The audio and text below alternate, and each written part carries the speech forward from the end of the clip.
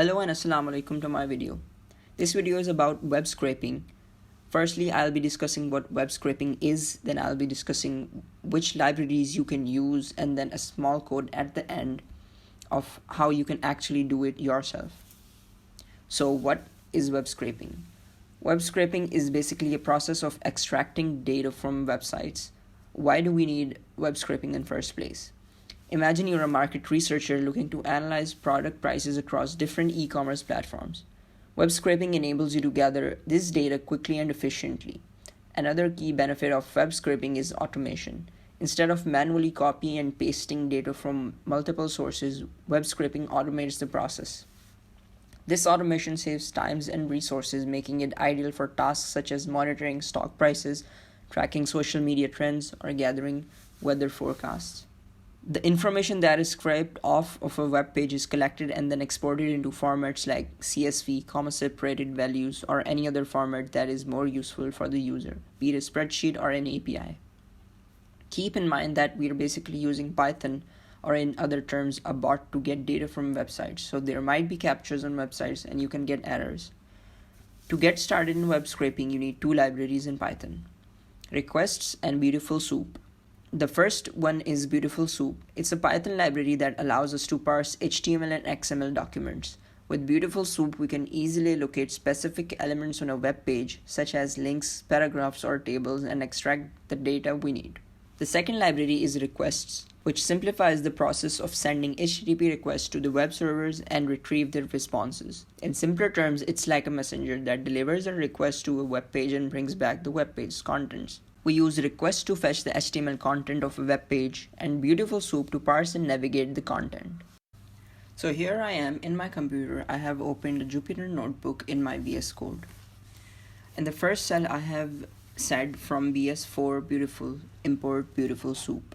For this cell to work, you will first have to create a virtual environment in your VSCode and then install these two libraries, which are Beautiful Soup and Requests. To install these libraries, you will actually have to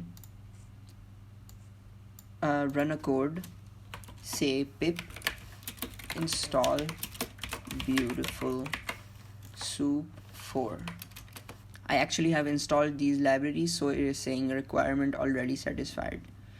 Similarly, for requests, you can say install requests and it should work.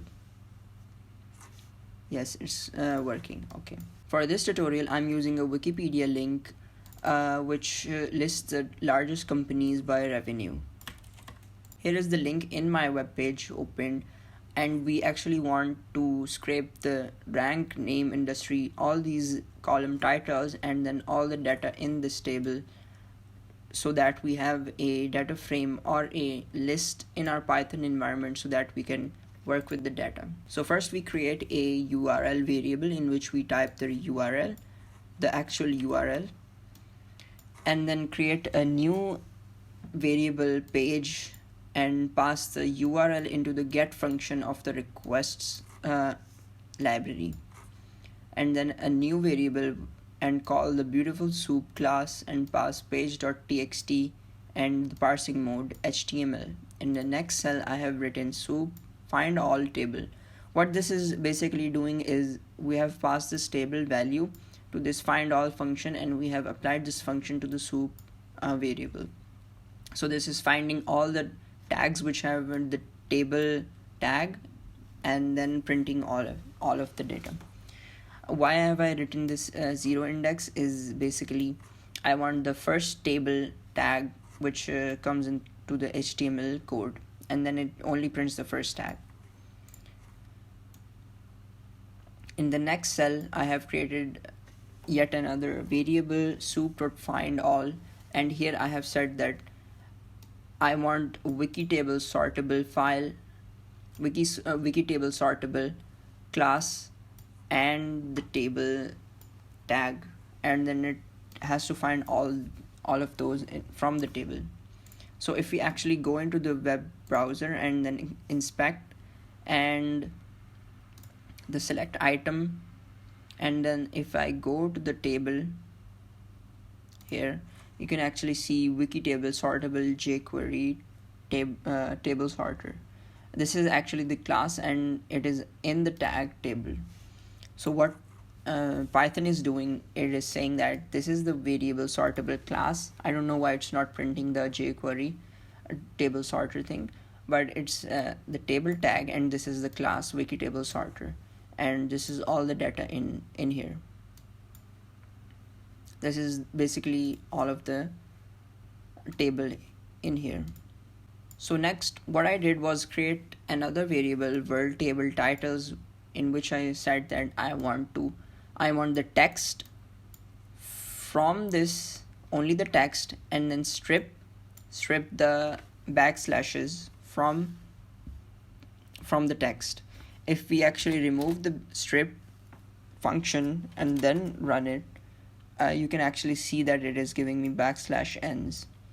So if we write .strip and then run it, it's not gonna give me \n. Here we created a small little loop for title in world titles. We are actually running a loop on every tag, every table tag, and then it is actually just giving me text and then stripping the \n and then actually printing it. So next what I did was I created another variable sorted titles, in which I dropped columns after the revenue per worker. So you can actually see that revenue per worker, and then we have 1 2 3 4 5 6 7 8 9 till 50, which is actually the rank of these companies, which runs from 1 to 50. So here I dropped, or I indexed them out, and then only left rank, name, and all of the relative column names. In the next cell what I did was remove these empty spaces and then printed the sorted table. So in the next cell I created a small for loop which iterates all over the rows.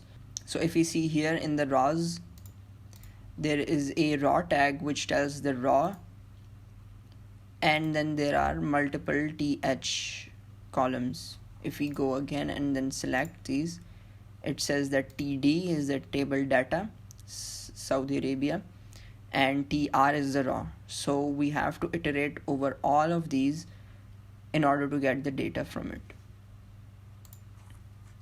So we actually ran a small for loop which prints all of the cells. In the next cell we created another for loop. This is basically the same as the above loop, but we are stripping all of the cells and getting this text from those cells. So it is actually printing only the text and removing all the tags from the HTML. And here we have the data from the table.